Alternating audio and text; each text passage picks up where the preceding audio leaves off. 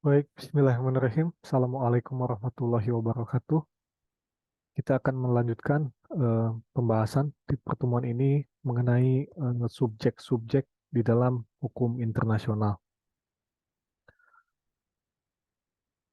Kita berangkat dengan pengertian yang dimaksud dengan subjek itu. Saya kira kalian sudah memahami ya, bahwa pada dasarnya kita dapat mengartikan secara definitif yang dimaksud dengan subjek hukum itu adalah entitas apapun, sosok, atau siapapun yang memegang hak dan atau kewajiban. Saya beri garis bawah di sini, dia dapat memegang hak dan atau kewajiban yang artinya itu bisa punya dua-duanya, hak dan kewajiban, tetapi juga bisa punya salah satunya saja ya, hak atau cuma punya kewajiban. Sebagai contoh, di dalam hukum domestik atau hukum nasional kita mengenal konsep subjek hukum juga yang umumnya rujukannya adalah individu secara abstrak gitu ya, ataupun badan hukum secara abstrak pula. Tetapi di saat yang sama, apabila kita mengatakan setiap individu atau badan hukum memiliki hak dan kewajiban, dan karena ia menjadi subjek hukum, hal ini menjadi problematik tatkala kita mengenal pula, misalnya konsep bayi yang berada dalam kandungan itu dianggap sebagai subjek hukum pula ya. Bayi yang berada dalam kandungan itu apabila ada kepentingan yang menghendakinya, yang dapat melindungi dirinya, maka dia sudah dianggap lahir dan karenanya dianggap sebagai individu atau manusia gitu ya. Dengan kata lain, eh, apabila kita mengatakan hanya individu yang menjadi subjek hukum, problemnya adalah bayi atau janin dalam kandungan itu kan belum menjadi individu, belum menjadi manusia karena belum lahir. Nah, oleh karena ada kepentingan dalam dirinya yang apabila tidak kita anggap sebagai subjek hukum, maka dia bisa katakanlah diaborsi secara sepihak gitu ya. Maka hukum menciptakan fiksi di mana yang namanya janin atau bayi dalam kandungan itu adalah individu dan karenanya ia menjadi subjek hukum.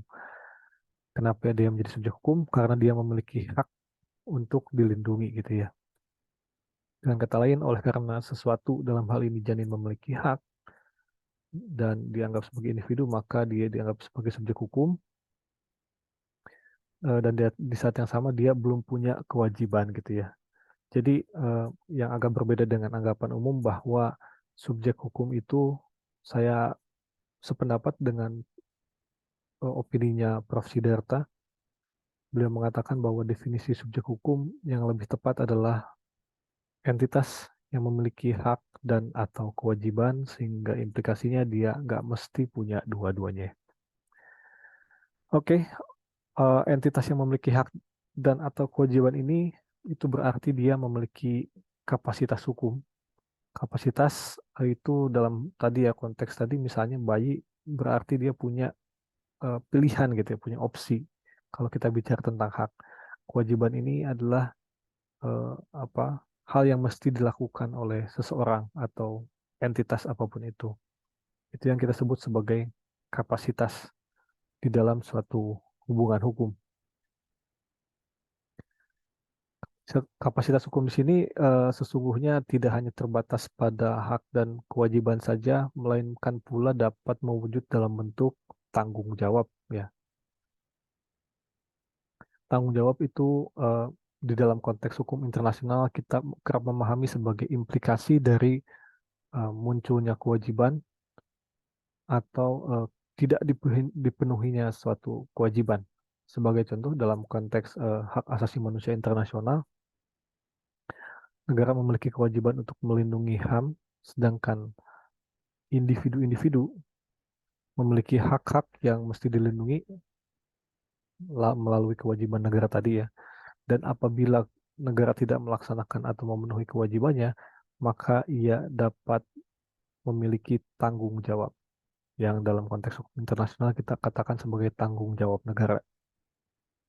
Jadi tanggung jawab dapat dipahami sebagai konsep yang sifatnya implikatif dari adanya kewajiban.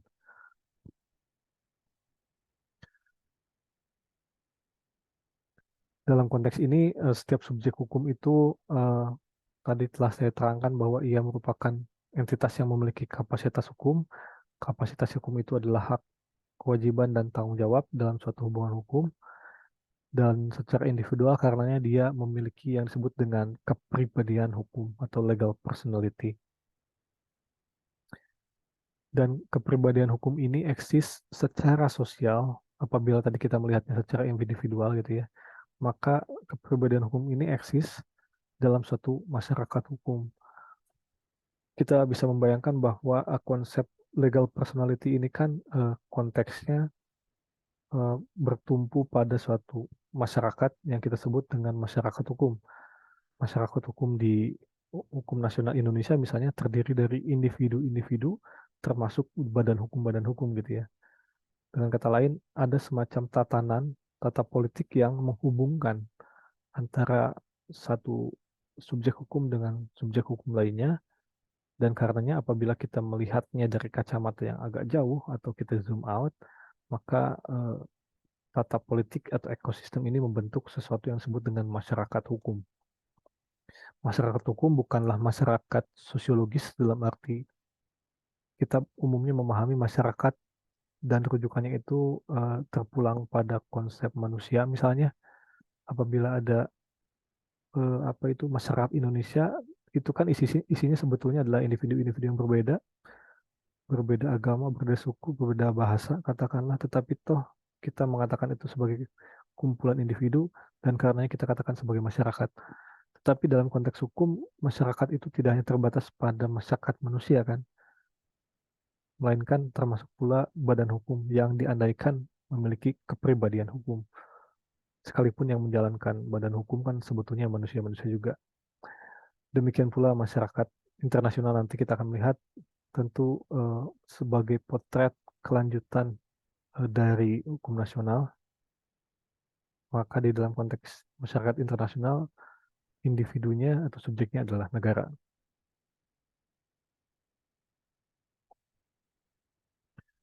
Ya, masyarakat di sini sangat bergantung dengan konteks. Tadi telah saya terangkan bahwa dalam konteks hukum nasional berarti masyarakat hukum nasional yang terdiri dari individu dan badan hukum. Badan hukum macam-macam, bisa yayasan, bisa perusahaan, dan seterusnya. Tetapi bisa pula masyarakat internasional ya.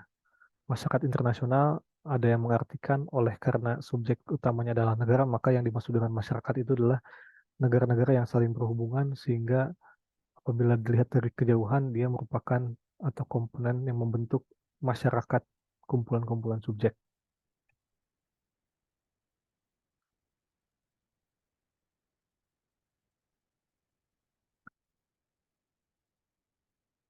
Ya, dalam konteks hukum nasional di sini saya telah terangkan tadi bahwa namanya individu itu dan entitas hukum yaitu legal person yang artinya bukan cuma individu makhluk alamiah gitu ya, makhluk kodratiah seperti manusia yang bisa menjadi subjek hukum atau legal person, melainkan juga badan hukum atau entitas hukum. Karenanya dia memiliki kepribadian tadi ya telah diterangkan. Dalam konteks hukum nasional, kepribadian ini bertumpu pada konsep negara dalam hal ini yang tercermin dari kekuasaan yang dimiliki negara umumnya mencerminkan dimensi legislatif, eksekutif, dan yudikatif ya. Jadi dalam konteks hukum nasional, inilah komunitas masyarakat nasional yang membentuk atau menjadi landasan bagi eksistensi subjek hukum nasional, di mana dalam konteks hukum nasional ini bersifat subordinatif atau tersentralisasi. Dengan kata lain, di situ ada undang-undang yang diciptakan oleh legislatif dan kemudian ada eksekutif yang menjalankan dan ada yudikatif yang dapat mengadili atau apa ya menerapkan ya hukum. Pertanyaan berikutnya, apakah semua individu adalah subjek hukum? Tentu jawaban ini bisa kita jawab secara abstrak dalam arti tadi ya bahwa yang namanya individu semuanya subjek hukum. Tetapi tentu kita memahami ada beberapa pengecualian-pengecualian seperti misalnya dalam konteks hukum apa itu perjanjian misalnya ya individunya harus tidak di bawah pengampuan seperti anak kecil misalnya. Terus kemudian tidak katakanlah merupakan orang yang sehat dan waras atau tidak gila. Dengan demikian, secara konkret, secara aktual, tidak semua individu itu adalah subjek hukum ya. dalam konteks tertentu, tapi dia tetap merupakan misalnya dalam konteks hak asasi manusia, dia tetap merupakan individu yang memiliki hak kan gitu ya, dilindungi, yang artinya tidak boleh diperlakukan sewenang-wenang. Kemudian apakah kapasitas hukum tersebut berlaku dalam segala hubungan hukum? Tentu tidak juga ya. Sebagai contoh misalnya kita mengatakan di satu sisi bahwa yang namanya individu itu adalah subjek hukum. Oke, itu adalah jawaban abstrak ya. Tetapi siapa individu yang dimaksudkan gitu ya? Katakanlah saya melakukan hubungan perjanjian, atau katakanlah ada A, seseorang yang melakukan perjanjian dengan B ya. Maka tentu dalam hal itu hubungan hukum antara A dan B yang terjalin di antara keduanya itu hanya mengikat mereka saja. Sehingga di luar A dan B itu bukanlah subjek hukum di dalam hubungan hukum tersebut gitu ya. Sekalipun C sampai Z katakanlah tetap manusia, tapi kan karena nggak ikut perjanjian, tidak ikut merumuskan dan tidak terikat di dalam perjanjian, maka dia bukanlah pihak yang memiliki kapasitas hukum di dalam hubungan tersebut. Saya kira ini penting juga ya untuk kita agar tidak memahami konsep subjek hukum secara abstrak semata, melainkan juga melihat konteks realnya atau konteks aktualnya. Karena terutama di dalam hukum internasional nanti kita akan melihat bahwa eh, konsep subjek HI itu akan sangat bergantung pada konteksnya. Apa itu subjek hukum internasional? Saya kira pada dasarnya sama, hanya saja perbedaannya terletak pada jika kita melihat pengertian di sini, ia merupakan entitas yang memiliki hak dan atau kewajiban dalam hukum internasional. Oke, sehingga dia memiliki kepribadian hukum internasional atau international legal personality. Dikatakan bahwa an international legal person is an entity who can apply international law and to which international law can be applied. Yaitu apa itu subjek hukum internasional atau sesuatu yang memiliki kepribadian hukum internasional adalah entitas yang dapat menerapkan hukum internasional atau dan yang kepadanya hukum internasional dapat diterapkan. Apabila kita cacah ya unsur-unsur dari international legal personality, tampak bahwa ada kurang-kurangnya dua hal, yaitu international personality, kepribadian internasional, dan kepribadian hukum ya, legal personality. Dikatakan pula bahwa international personality atau kepribadian internasional itu berarti kapasitas untuk mengemban hak dan kewajiban berdasarkan hukum internasional. Setiap entitas yang dapat memiliki kepribadian internasional adalah pribadi atau subjek hukum internasional yang berbeda dari hanya sekedar objek dalam hukum internasional. Di sini tampak poin lainnya bahwa eh, logika subjek ini mengandaikan juga adanya konsep objek ya. Subjek itu adalah sesuatu yang memiliki kapasitas, yang memiliki kepribadian, yang memiliki hak dan atau kewajiban atau tanggung jawab ya. Dan itu berbeda dengan sekedar objek. Namun ada pula pendapat yang mengatakan bahwa sebetulnya apabila kita coba pahami yang dimaksud dengan international personality itu ya, kepribadian internasional itu tidak hanya sekedar persoalan ini apa itu unsur-unsur yang sifatnya pasti tadi ya. Orang kalau punya hak kewajiban otomatis dia menjadi subjek HI, melainkan bagi Malcolm Shaw misalnya ini memerlukan partisipasi atau penerimaan oleh masyarakat. Saya kira ini tepat pula ya dalam taraf tertentu kita akan melihat nanti bahwa ada beberapa kategori-kategori yang sulit kita klasifikasi karena di satu sisi misalnya tampak seperti negara, seperti halnya tahta suci, tapi di sisi lain bukan negara karena tidak memenuhi unsur-unsur yang ditetapkan, tapi toh dia diterima oleh masyarakat internasional sehingga dia dianggap sebagai subjek HI yang sui generis atau berdiri sendiri. Demikian pula dengan misalnya Palang Merah Internasional, nanti kita akan melihat karena sejarah khasnya ya yang memiliki concern utama pada bidang hukum humaniter, maka sekalipun dia merupakan pada dasarnya adalah NGO, LSM yang tunduk pada hukum Swiss ya, tetapi karena partisipasi aktifnya dan karena masyarakat internasional melihat penting bahwa dia diakui sebagai subjek HI, maka akhirnya dia menjadi subjek HI. Sebaliknya, ada beberapa eh, apa itu katakanlah entitas non negara dalam tanda petik seperti Kosovo, Somaliland, Taiwan yang seolah-olah itu dapat menjadi negara tetapi pada saat yang sama belum memperoleh penerimaan secara massal di dalam masyarakat internasional sehingga belum dapat dikategorikan sebagai negara misalnya. Dan banyak sekali contoh-contoh lain di mana intinya bahwa persoalan aspek sosiologis ini juga menjadi penting ya untuk menentukan apakah suatu entitas itu adalah subjek atau bukan. Kepribadian apabila tadi kita melihat dalam hukum nasional ditentukan oleh sistem hukum yang sifatnya subordinatif, dalam hukum internasional kita masih ingat bahwa tidak ada lembaga-lembaga legislatif, eksekutif, yudikatif karena hukum internasional adalah hukum koordinatif yang terdesentralisasi. Dengan kata lain, dia bertopang pada kedaulatan di antara negara yang setara satu sama lain dalam situasi anarki. Ya, nanti kita akan melihat bahwa subjek hukum internasional yang utama atau yang primer itu adalah yang memiliki kapasitas hukum penuh. Jadi kita agak berbeda dengan di dalam hukum nasional. Di dalam HI kita akan melihat suatu subjek itu dari dimensi kepenuhan ya. Apakah dia memiliki seluruh kapasitas yang utuh sebagaimana halnya negara gitu ya. Nanti kita akan melihat negara itu adalah subjek hukum yang penuh karena dia memiliki semua unsur-unsur yang mesti dimiliki oleh subjek. Karena negara merupakan subjek hukum yang utama yang bersifat independen. Dalam hal ini yang dimaksud adalah negara independen. Ada pula konsep subjek HI yang sekunder yang memiliki personalitas tapi tidak penuh ya.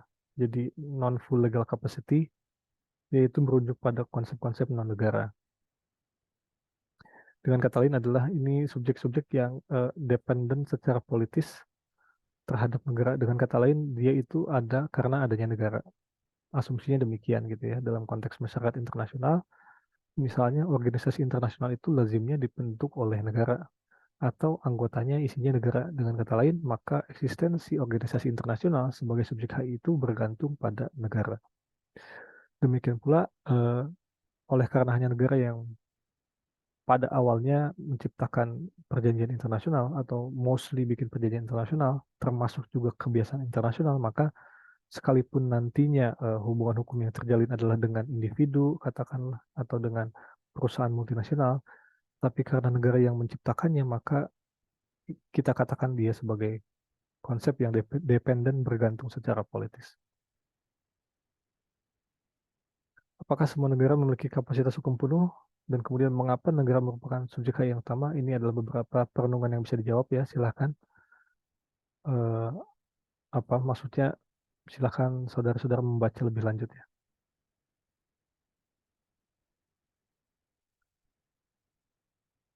Ya, tadi telah dijelaskan bahwa konsep subjek hukum internasional ini dapat kita lihat dari dimensi keutuhannya. Apakah dia utama atau memiliki kapasitas yang penuh, atau dia sifatnya itu sekunder atau memiliki kapasitas yang nggak penuh ya. Pertanyaan berikutnya tentu adalah bagaimana ukuran tentang kapasitas hukum penuh dan tidak penuh itu ya, dan bagaimana mengukurnya. Di sini saya sekurang-kurangnya mengutip dua pendapat, pertama dari Ian Brownlee dan Martin Nixon ya. Apabila Brownlee berpendapat poin 2 dan sampai 3, sedangkan Martin Nixon itu berpendapat 1 sampai 5 harus dipenuhi untuk kita kategorikan sebagai subjek utama.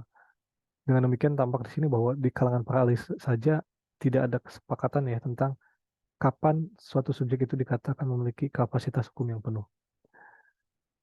Baik, kapasitas yang pertama adalah kemampuan untuk memiliki hak dan menjadi subjek dari suatu kewajiban internasional. Oke, saya kira banyak sekali ya entitas dewasa ini yang dapat memiliki hak dan menjadi subjek dari suatu kewajiban internasional. Dengan kata lain, apabila di awalnya hanya terletak pada negara, maka dewasa ini banyak sekali subjek-subjek lain yang juga memiliki hak dan kewajiban internasional ya. seperti organisasi internasional, Palang Merah, Tata Suci, bahkan dalam taraf tertentu individu, dalam konteks hak asasi manusia dia menjadi pemegang hak misalnya, kemudian juga NGO, perusahaan multinasional dan seterusnya ya. Kemudian yang kedua adalah kemampuan untuk mengajukan klaim gugatan jika terjadi pelanggaran hukum internasional. Pada dasarnya ya ini pun akan bergantung pada konteks hubungan hukumnya ya. Misalnya saja dalam konteks sengketa antar negara, dalam konteks penyelesaian sengketa yang hendak diajukan ke Mahkamah Internasional yang memiliki yurisdiksi personal atau kewenangan untuk mengadili, kewenangan untuk beracara, membawa kasusnya itu hanyalah antar negara misalnya di Mahkamah Internasional. Dengan kata lain, subjek non negara nggak bisa tuh menggugat negara di Mahkamah Internasional misalnya. Sehingga dengan demikian eh, kemampuan untuk mengajukan gugatan menjadi terbatas. Di sisi lain, kita bisa melihat secara lebih umum, misalnya dalam konteks hukum HAM internasional, individu udah punya yang namanya hak gitu ya, dan itu bersumber dari perjanjian HAM internasional. Tetapi apakah dia dapat mengajukan gugatan secara melalui hukum internasional? Hal ini akan bergantung pada rezim hukum dimaksud. Misalnya saja eh, rezim HAM hukum HAM internasional di Eropa itu sudah memiliki European Court of Human Rights yang mengakomodasi gugatan secara individual. Tetapi itu tidak ada atau tidak berlaku di kawasan atau rezim hukum ASEAN misalnya ya.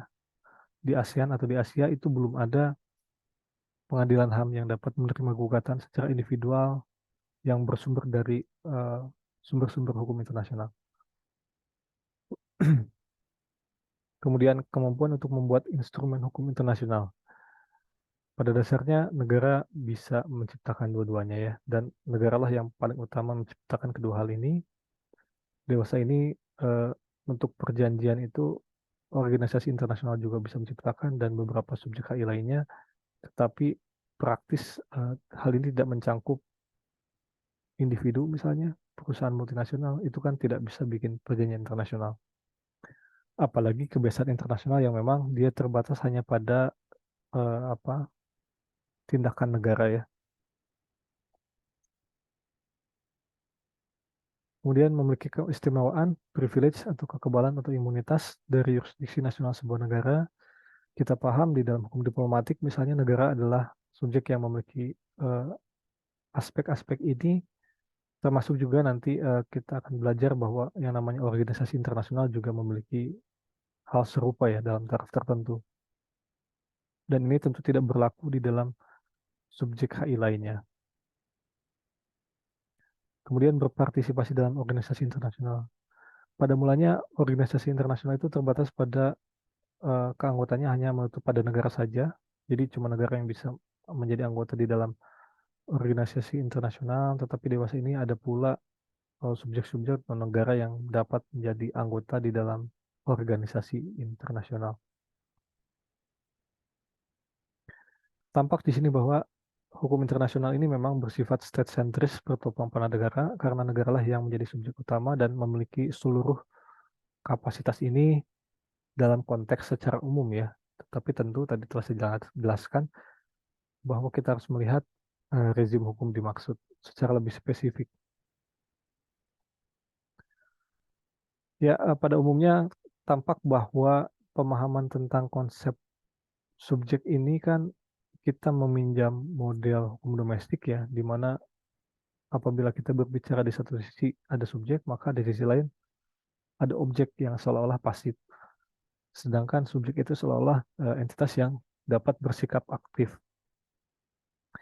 Persoalannya menurut sebagian sarjana konsep subjek ini dinilai kurang memadai karena asumsi tadi persis bahwa hanya subjek yang seolah-olah dianggap memiliki eh, kemampuan secara aktif di dalam lingkup hukum internasional, sedangkan subjek seolah-olah pasif.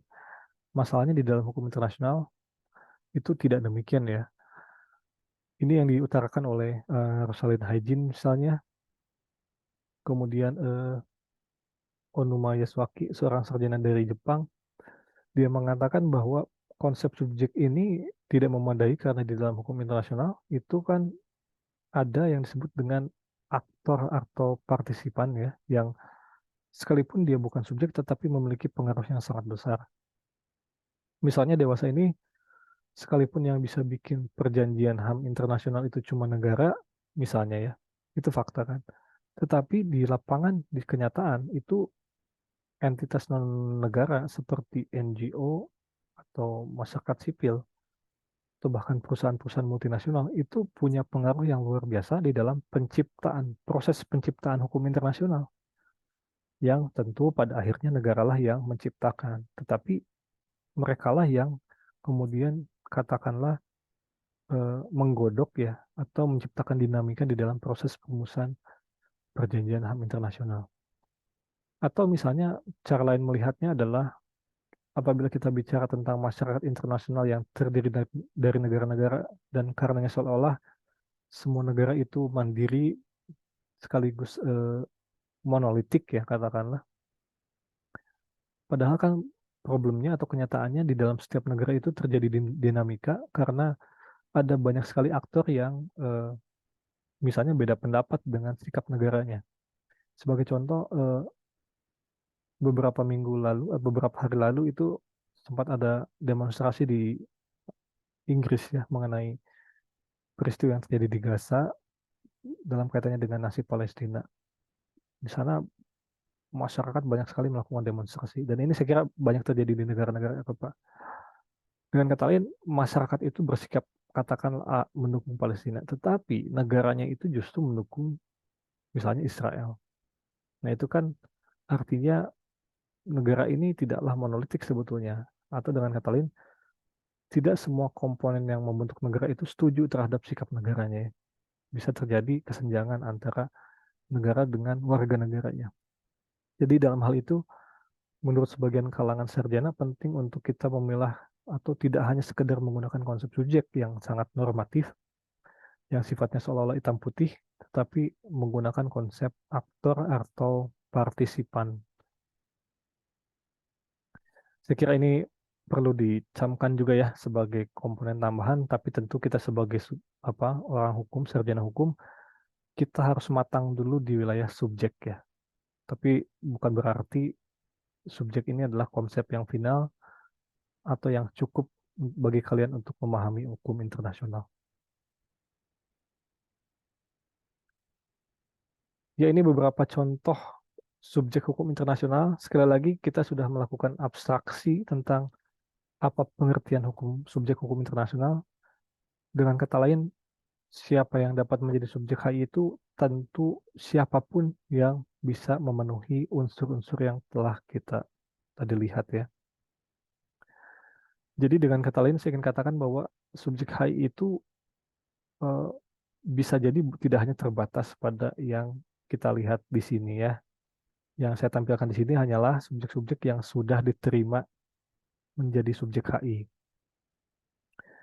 Pertama negara, kita sudah tahu tadi ya alasannya kenapa. Kemudian ada organisasi internasional yang mostly isinya negara-negara. Kemudian ada yang disebut dengan tahta suci yang di satu sisi menyerupai negara karena memiliki teritori di apa itu Vatikan ya, di kota Vatikan, Italia.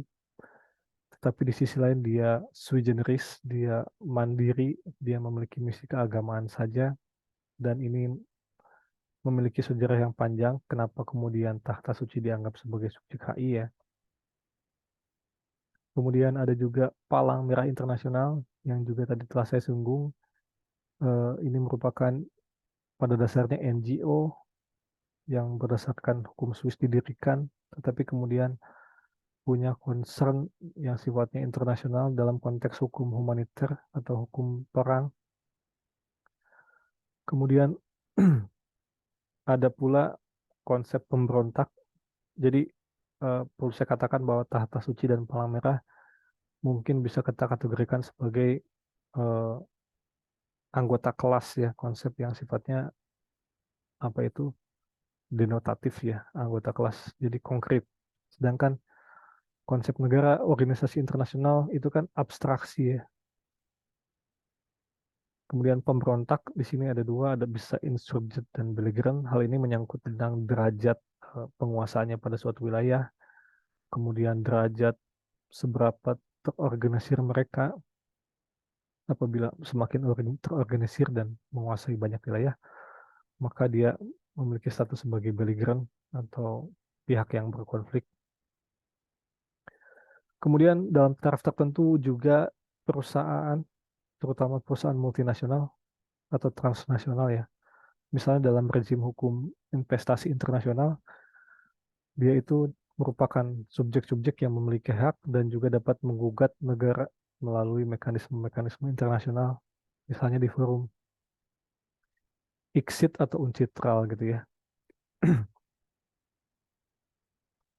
Kemudian LSM atau NGO ini telah saya singgung juga, saya kira pada dasarnya di satu sisi PMI itu adalah NGO sekalipun dia punya dimensi-dimensi yang berbeda dengan NGO pada umumnya, dan juga tentu MGO kita pahami tadi ya, dia lebih kepada sebetulnya aktor atau partisipan yang sangat berpengaruh di dalam mendorong negara untuk menciptakan suatu instrumen hukum internasional ya.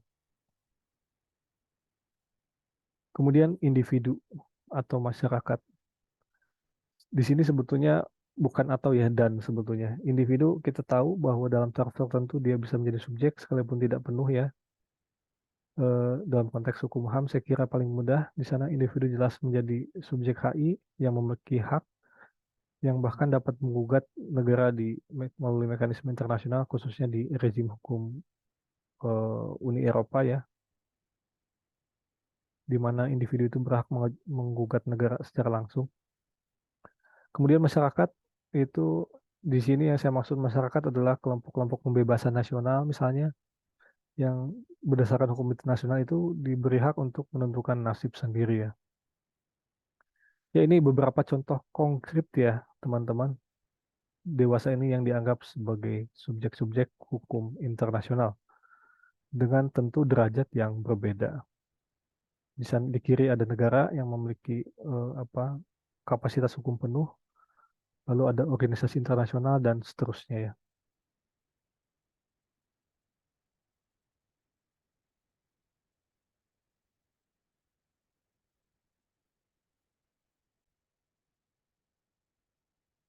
Selanjutnya kita akan coba lihat subjek-subjek tadi satu-satu ya. Kita ulas secara singkat sebagai pengantar saja.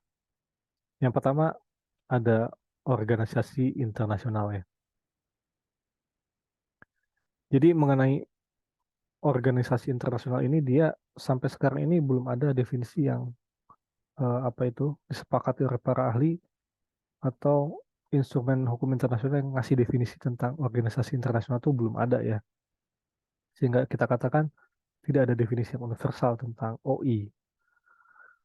Misalnya, tetapi di sisi lain kita juga bisa mendapat petunjuk ya katakanlah untuk mengetahui apa yang dimaksud dengan organisasi internasional. Misalnya dalam Konvensi Wina tentang Perjanjian Internasional tahun 69 maupun 86 itu dikatakan bahwa OI itu adalah organisasi antar negara atau intergovernmental organization. Ini tampak di sini yang dimaksud dengan organisasi internasional di sini adalah organisasi antar negara. Jadi kalau isinya atau anggotanya bukan antar negara, maka dia bukanlah organisasi internasional menurut Konvensi Wina.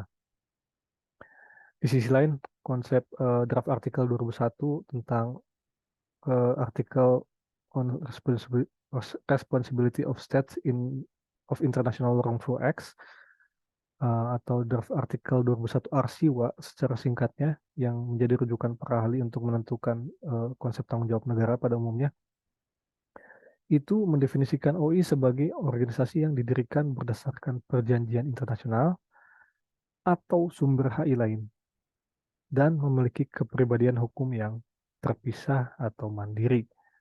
Tampak di sini bahwa ada sekurang-kurangnya dua unsur ya. Pertama, dia dibentuk berdasarkan hukum internasional. Maksudnya hukum internasional di sini adalah sumber-sumber formil hukum internasional. Bisa perjanjian, bisa sumber HI lainnya. Dan karenanya dia memiliki kepribadian hukum yang terpisah dari anggotanya. Jadi ibaratnya seperti perusahaan yang memiliki kepribadian hukum yang terpisah dari individu-individu yang membentuk komponen perusahaan itu sendiri. Kemudian kita bisa juga melihat pendapat dari beberapa ahli di sini, misalnya dari Bowet, dia mengatakan bahwa ada beberapa unsur yang mesti dipenuhi agar sesuatu dapat dikategorikan sebagai OI. Pertama, keanggotaannya terdiri dari negara-negara dan atau organisasi internasional lainnya. Oke, perhatikan di sini bahwa Bowet memperluas definisinya, di mana anggotanya itu nggak mesti negara aja, tetapi dapat pula mencangkup organisasi internasional lainnya. Jadi subjeknya bisa dua macam tuh. Kemudian harus didirikan berdasarkan hukum internasional. Ini makin menguatkan pendapat sebelumnya. Kemudian dia memiliki hak otonom yang berbeda atau memiliki kepribadian hukum yang terpisah. Ini makin menguatkan pula poin berikutnya. Dan poin tambahan lainnya adalah dia dapat menciptakan penetapan lah katakanlah ya, memiliki kapasitas hukum untuk menetapkan norma atau hukum yang diberlakukan kepada para anggotanya. Oke, kemudian pendapat berikutnya sebagai perbandingan, Fitzmaurice sebagai special rapporteur pada saat itu, dia mengatakan bahwa organisasi internasional adalah persekutuan negara yang didirikan lewat suatu perjanjian internasional dengan sebuah konstitusi dan organ kolektif, memiliki personalitas hukum yang berbeda, kepribadian hukum yang berbeda dari negara anggotanya, dan merupakan subjek HI dengan kemampuan untuk membuat perjanjian internasional. Jadi poin pembedanya saya kira menurut Maurice adalah kemampuan untuk membuat perjanjian internasional. Oke, di balik keanekaragaman pendapat itu, saya kira ada unsur-unsur yang secara umum itu melekat dalam UI. Sebagai pengantar, kita bisa catat atau garis bawahi keempat poin ini. Pertama, dia didirikan berdasarkan hukum internasional, yang artinya merujuk pada sumber-sumber HI ya, bisa lewat perjanjian internasional, bisa lewat kebiasaan internasional, deklarasi, dan seterusnya. Kemudian dia memiliki kepribadian hukum internasional yang terpisah dari anggotanya atau bersifat mandiri. Kemudian poin lainnya adalah dia umumnya memiliki fungsi atau tujuan pendiriannya. Nanti kita akan melihat bahwa ada organisasi internasional yang fungsi atau tujuannya itu hanyalah bergerak di masalah penyelesaian sengketa misalnya, seperti Mahkamah Internasional atau Mahkamah Pidana Internasional. Dengan kata lain, dia hanya berfungsi sebagai organisasi yang dapat menyelesaikan sengketa. Tapi ada pula yang tujuannya lain, yaitu misalnya untuk bergerak di bidang ekonomi atau memajukan perekonomian global, seperti World Trade Organization ya, WTO misalnya. Dan banyak sekali saya kira contoh-contoh yang berlainan ya mengenai fungsi atau tujuan pendirian dari organisasi internasional. Misalnya FIFA, FIFA itu kan bergerak di bidang sepak bola misalnya. Kemudian dia umumnya memiliki aturan internal atau yang disebut dengan rules of procedure or regulation ya. Saya kira ini sebagaimana umumnya organisasi, dia tentu punya apa itu katakanlah ADART gitu ya kalau dalam konteks organisasi dalam hukum nasional yang mengatur tentang organ-organnya, kapasitas apa yang dimilikinya, bagaimana pengambilan kebijakannya, bagaimana keanggotaannya dan seterusnya. Ini yang dimaksud dengan aturan internal. Saya beri contoh di bawah sini ada 4 organisasi internasional ya. Eh, yang di kiri itu adalah Mahkamah Internasional, yang di atas adalah PBB, yang di bawah adalah Mahkamah Pidana Internasional, yang di kanan adalah ASEAN. Banyak sekali dewas ini yang eh, tergolong sebagai organisasi internasional.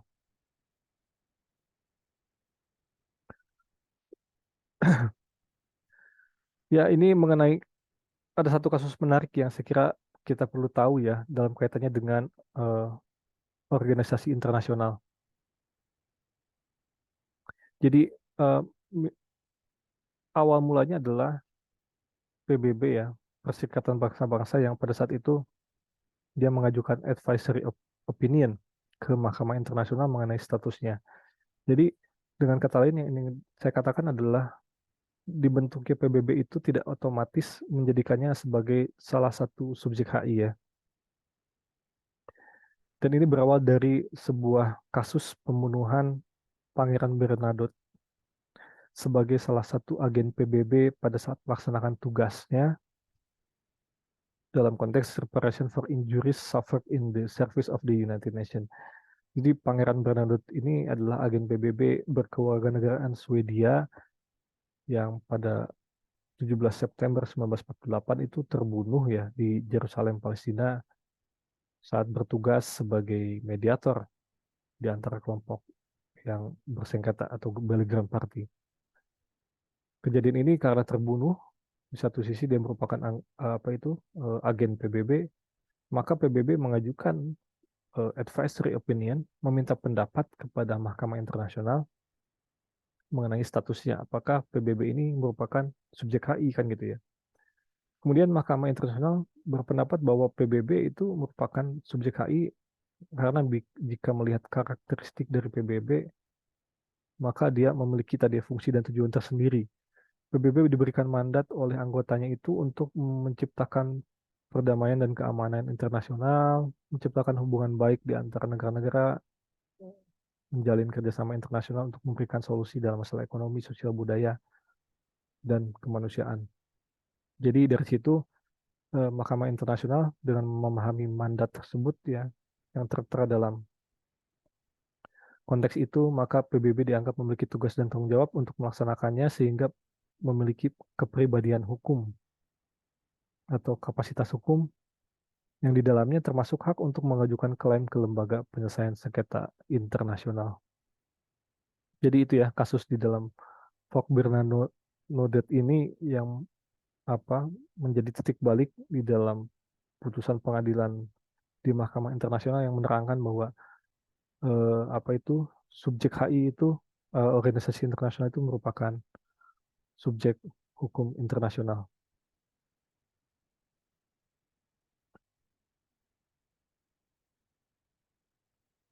Kemudian ada tahta suci atau kota Vatikan ya.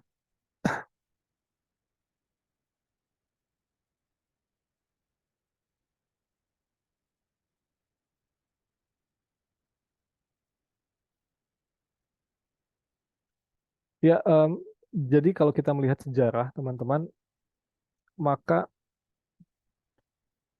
berbagai sosok atau figur di dalam agama itu kan sangat berpengaruh ya. Atau bahkan agama itu sendiri memiliki pengaruh yang besar di dalam hubungan internasional.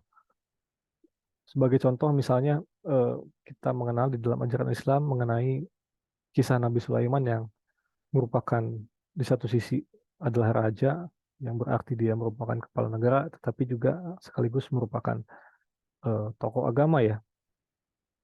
Lalu pula kita mengenal Nabi Muhammad, Rasul yang diakui sebagai kepala negara kota pada saat itu di Madinah, tetapi juga di saat yang sama memiliki status yang khusus dalam hukum internasional pada saat itu.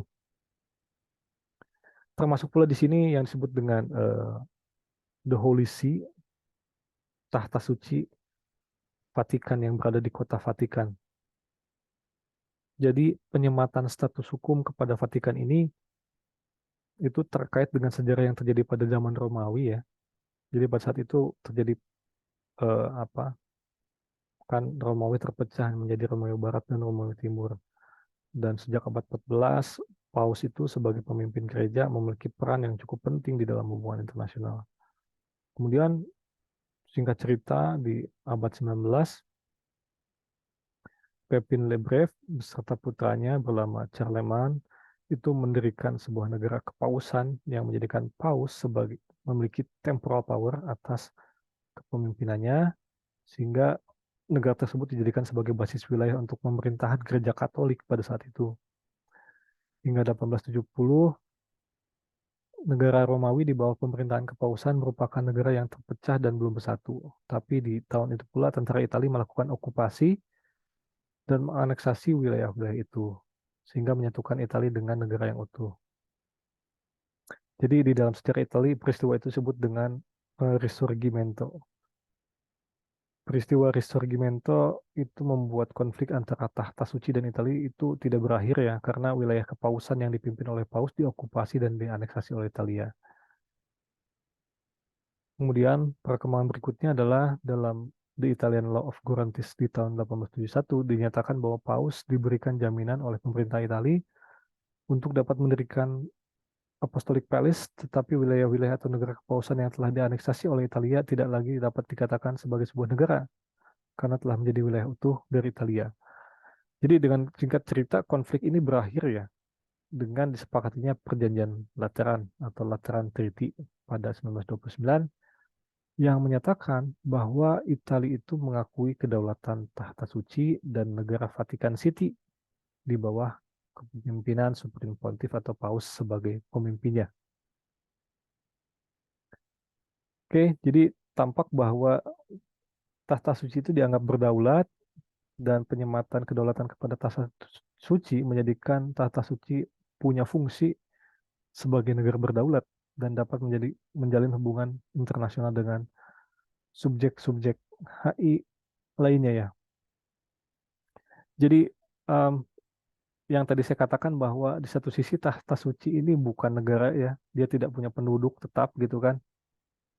Sebagaimana nanti kita akan belajar bahwa salah satu unsur yang harus dimiliki negara adalah penduduk yang tetap. Tapi di sisi lain dia punya wilayah, punya teritori di kota Vatikan gitu kan.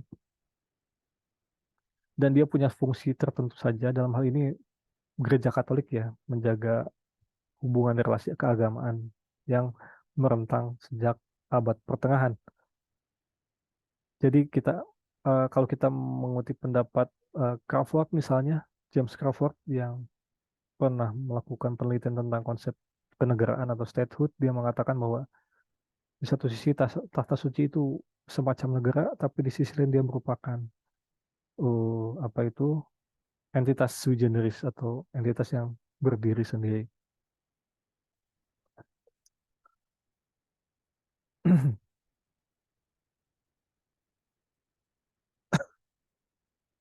Mohon maaf bentar ya, saya minum dulu.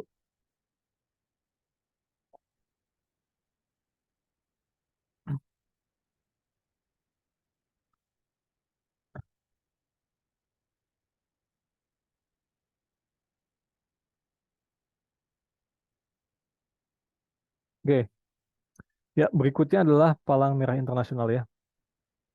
Tadi telah saya terangkan bahwa cikal bakal lahirnya Palang Merah Internasional ini erat kaitannya dengan konteks hukum humaniter ya. Dikatakan bahwa di sini cikal bakal lahirnya PMI sesungguhnya ini mendahului dari pembentukan PBB. Ini diawali oleh seorang pengusaha namanya Henry Dunan ya, yang disebut sebagai Bapak Palang Merah Internasional.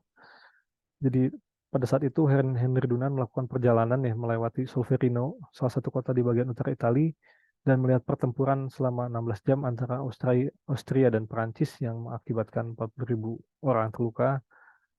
Kemudian sejak saat itulah Henry Dunan itu berinisiatif menolong para korban dengan meminta bantuan.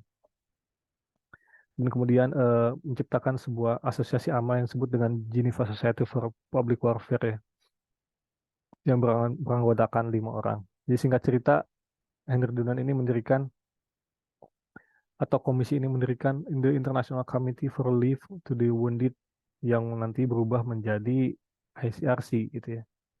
Jadi ICRC ini beranggotakan individu-individu dan didirikan berdasarkan hukum Swiss. Oke. Berarti kan dia sebetulnya merupakan NGO ya atau LSM gitu kan. Tetapi di satu sisi begitu, tapi di sisi lain dia harus dikatakan memiliki karakter sui generis yang bersendiri karena uh, dia itu memiliki kantor perwakilan yang menyebar di negara-negara dan beberapa putusan-putusan organisasi ini itu sangat berpengaruh di dalam konteks hukum internasional, terutama dalam konteks hukum humaniter. Jadi uh, tampak juga ya keganjilan di sini bahwa sekali lagi persoalan subjek di hukum internasional itu kadang-kadang memang bukan perkara unsurnya tetapi partisipasi dan penerimaan masyarakat internasionalnya.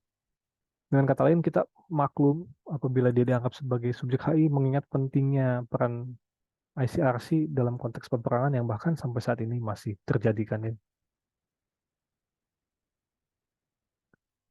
Kemudian ada pula pemberontak atau yang kita sebut dengan insurgen atau belligerent. Jadi dikatakan bahwa kaum pemberontak adalah kelompok orang yang melakukan pemberontakan, perlawanan terhadap pemerintah yang sah di dalam suatu negara.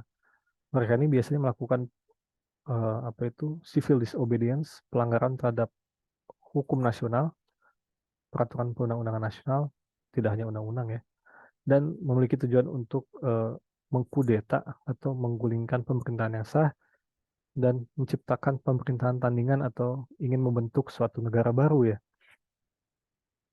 Ada kalanya si insurgen ini itu diakui keberadaannya sebagai belligerent.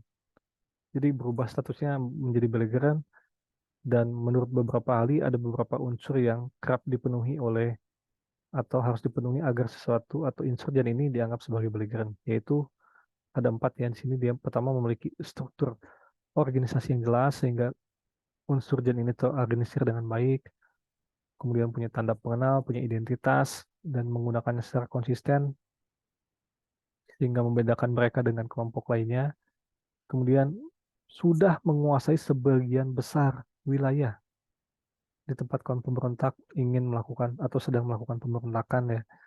Sehingga dengan kata lain dia sudah memiliki kuasa efektif terhadap wilayah tersebut. Kemudian yang terakhir adalah mendapatkan dukungan dari rakyat yang berada di wilayah yang telah dikuasainya secara efektif. Saya kira ini pendapat umum ya, yang kemudian membedakan antara insurgen sebagai kelompok pemberontak dengan belligerent yang sudah menguasai sebagian besar wilayah dan mendapatkan dukungan dari rakyat dan jauh lebih terorganisir. Kemudian individu sebagai subjek KI, ini ada beberapa contoh di mana individu ini konkret ya di dalam hukum internasional itu menjadi subjek yang dapat digugat dalam hukum internasional. Misalnya di ICC, di dalam Mahkamah Pidana Internasional, individu itu dibebankan kewajiban internasional untuk tidak melakukan diantaranya core crimes yang ada 4 ya, kejahatan terhadap kemanusiaan, genosida, kejahatan agresi, dan kejahatan perang, dan apabila melanggar dia dapat diadili di Mahkamah Pidana Internasional. Jadi kalau di ICC dia punya kewajiban dan dapat diadili. Kalau dalam konteks European Court of Human Rights atau Inter-American Human Rights, dua rejim hukum asasi manusia regional, di sini individu bukan hanya memiliki hak dalam konteks HAM, tetapi juga dapat menggugat negara di forum-forum internasional ya. Kemudian di ICSID ini saya kira ya individu, tetapi terutama perusahaan ya, terutama perusahaan atau individu juga bisa dalam konteks tertentu untuk menggugat negara dalam konteks hukum investasi ya. Jadi dalam dewasa ini negara lazim menciptakan perjanjian bilateral misalnya untuk menjalin hubungan investasi antara satu negara dengan negara lain yang isinya itu melindungi individu-individu atau investor. Di situ investor dapat melakukan gugatan ke beberapa forum, diantaranya adalah ICSID atau UNCITRAL misalnya. Saya kira ini sekelumit contoh ya bagaimana individu itu memiliki hak atau kewajiban atau memiliki kompetensi untuk melakukan gugatan. Saya kira sekian untuk pertemuan kali ini. Terima kasih atas perhatiannya. Wabillahi taufiq wal hidayah. Assalamualaikum warahmatullahi wabarakatuh.